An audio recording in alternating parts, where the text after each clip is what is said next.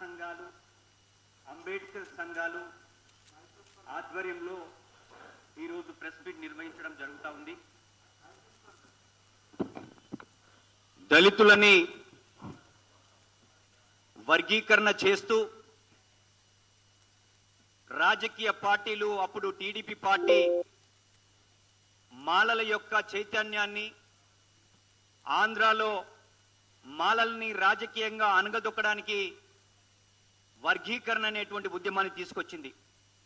అందులో భాగంగా మందకృష్ణ గారితో ఎంఆర్పిఎస్ పార్టీ పెట్టించి 94లో పెడితే ఒక ప్రత్యేకమైన ఆర్డినెన్స్ తోటి ఎస్సీ వర్గీకరణ చేయడం జరిగింది. ఆ ఎస్సీ వర్గీకరణని 2000 సంవత్సరం నుంచి 2004 వరకు ఆ యొక్క వర్గీకరణ ఫలాలు మాదిగ సామాజిక వర్గం పొందడం జరిగింది. దాన్ని సుప్రీంకోర్టు సరిగా లేదని కొట్టివేసింది. మరి సరిగ్గా 20 సంవత్సరాల తర్వాత మరి అదే సుప్రీంకోర్టు వర్గీకరణను చేసుకోవచ్చు అని ఒక మాట మాత్రమే చెప్పింది. దీని వెనుకాల నరేంద్ర మోడీ గారు పెరేడ్ గ్రౌండ్ లో మందకృష్ణ గారినితో మీటింగ్ పెట్టించి ఆ మీటింగ్ కు వాహనాలను, డబ్బులని, అదేవిధంగా జనాలను తరలించి ఇక్కడ ఏదైతే పెరేడ్ గ్రౌండ్ లో వర్గీకరణ చేస్తామని చెప్పి మాట్లాడాడో అదే సుప్రీంకోర్టు న్యాయమూర్తి అయినటువంటి చంద్రచూడ్ నుంచి ఆ మాట రావడం జరిగింది. ఈ విషయాన్ని మందకృష్ణ గారు ప్రతి మీటింగ్ లో కూడా నరేంద్ర మోడీ సహకారం వల్ల నరేంద్ర మోడీ చంద్రచూడ్ను ఇన్ఫ్లుయెన్స్ చేసి వర్గీకరణ ఇప్పించాడు అనే విషయాన్ని మేము తీవ్రంగా ఖండిస్తా ఉన్నాం.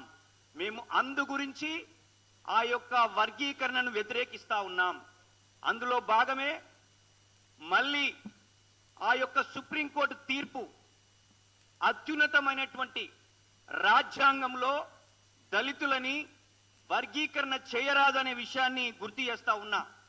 ఏదైనా బాబాసాహెబ్ అంబేద్కర్ గారు ఒక కులాన్ని తీసివేయాలన్నా, ఒక కులాన్ని చేర్చాలన్నా అది 341 క్లాస్ 4 ప్రకారం చేయాలని చెప్పింది బాబాసాహెబ్ అంబేద్కర్ గారు. మరి రాజకీయ పార్టీలు ఇందులో ఇన్వాల్వ్ అయి మాలా మాదిగలను విడదీసి అప్పుడు చంద్రబాబు గవర్నమెంట్ చేసింది వైఎస్ రాజశేఖర రెడ్డికి కొనసాగించారు. అదేవిధంగా కేసీఆర్ గారు, ఇప్పుడు రేవంత్ రెడ్డి గారు.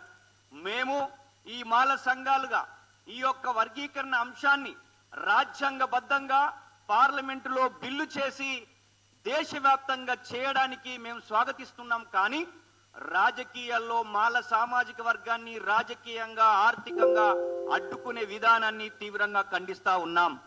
అందుకే అంతేకాకుండా సుప్రీంకోర్టు తీర్పు వచ్చిన వెంటనే గౌరవ ముఖ్యమంత్రి అయినటువంటి రేవంత్ రెడ్డి గారు అందరికన్నా ముందే ఆ యొక్క సుప్రీంకోర్టు తీర్పును చదవకుండా, ఆ సుప్రీంకోర్టు తీర్పులో ఏముందో అని తెలియకుండానే ఆయన దాన్ని మేము ఇంప్లిమెంట్ చేస్తామని చెప్పడం జరిగింది.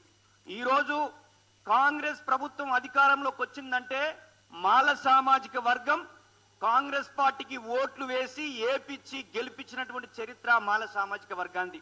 మొన్న జరిగినటువంటి ఎన్నికల్లో మందకృష్ణ గారు మీరు ఏ పార్టీలో పని చేయండి కానీ బీజేపీ పార్టీకి ఓటు వేయండి అని చెప్పినటువంటి వ్యక్తికి మీరు ఏ విధంగా అపాయింట్మెంట్ ఇస్తారు? మీరు ఏ విధంగా ఆయనను మీ దగ్గరికి పిలుచుకొని మీకు అన్యాయం జరగకుండా చూస్తామనే విధానాన్ని మేము తీవ్రంగా ఖండిస్తా ఉన్నాం.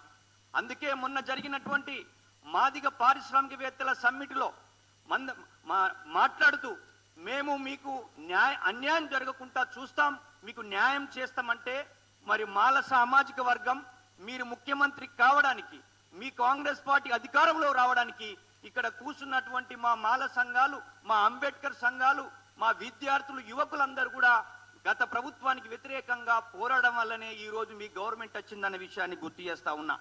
మాల సామాజిక వర్గాన్ని 30 సంవత్సరాలుగా వీళ్ళు దోచుకొని తిన్నారని, వీళ్ళు విద్యా ఉద్యోగ అవకాశాలు అన్ని పొందారని ఏదైతే ప్రాపగండ ఉందో దాన్ని తీవ్రంగా ఖండిస్తా ఉన్నాం.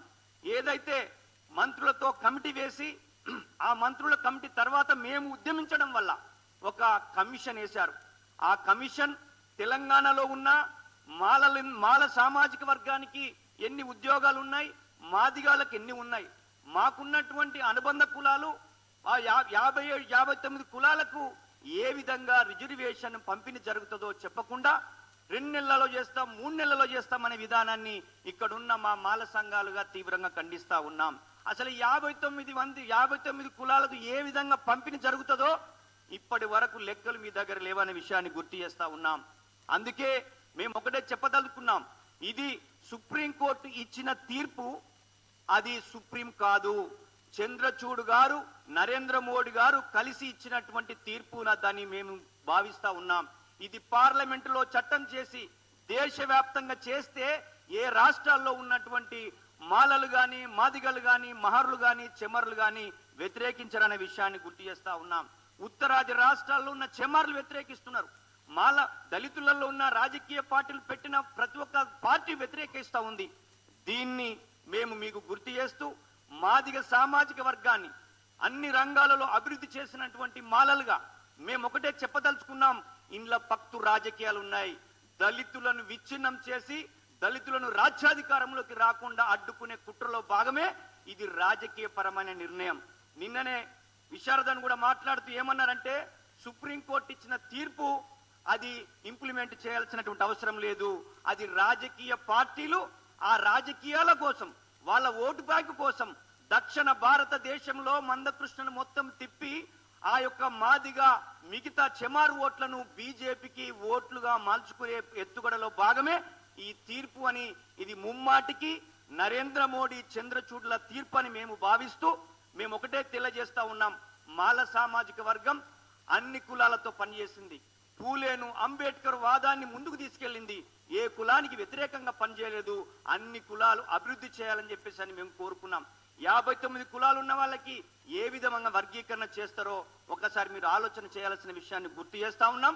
అందులో భాగమే మేము 19వ తారీఖు రోజున ఏదైతే రేవంత్ రెడ్డి గారు మాదిగ సామాజిక వర్గానికి అనుకూలంగా వ్యవహరిస్తా ఉన్నాడు, అది దాన్ని మేము దృష్టిలో పెట్టుకొని ఇక్కడ ఉన్న మా మాల సంఘాలుగా 19వ తారీఖున తెలంగాణలో ఉన్నటువంటి మొత్తం మాల సామాజిక వర్గానికి విజ్ఞప్తి చేస్తా ఉన్నాం. మేము 19వ తారీఖున దాదాపు 1,00,000 మందితో అసెంబ్లీని ముట్టడించబోతున్నామన్న విషయాన్ని మీకు గుర్తు చేస్తా ఉన్నాం. మేము ఏ సామాజిక వర్గానికో ఏ పార్టీకో వ్యతిరేకంగా పనిచేయలేదు. ఈ రోజు బీజేపీ ప్రభుత్వం మాల సామాజిక వర్గానికి వ్యతిరేక